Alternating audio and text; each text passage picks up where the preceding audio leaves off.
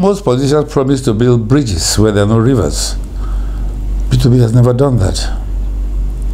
P2B has always told you the truth, which I find very strange in leadership in this country. If you recall, during the emergence of Buhari as the President of the Federal Republic of Nigeria, he promised to make 1 naira equal to $1. He promised to create 3 million jobs annually. A lot of promises which were not fulfilled. But P2B never made any promises as governor of Anambra State. Rather, he did things and announced them after. Like taking Anambra State from a position of 26 in the country educational index to #1. In the health sector, the same thing. In proper road construction, the same thing.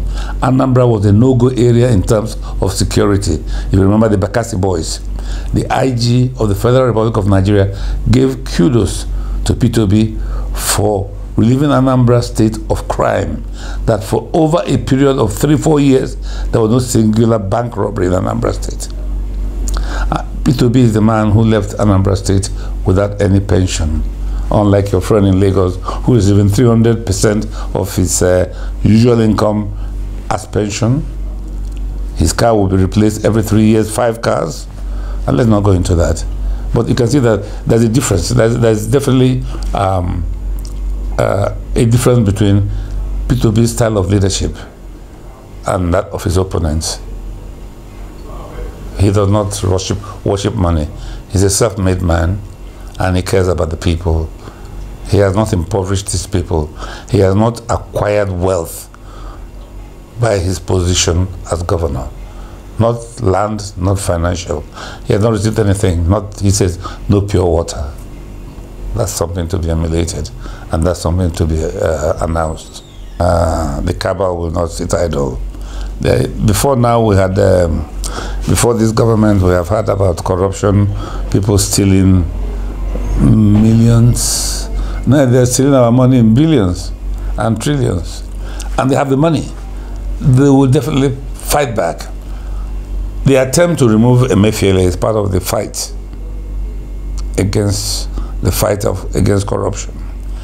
The attempt to remove the INEC chairman is part of the fight against corruption. So it's not going to be easy.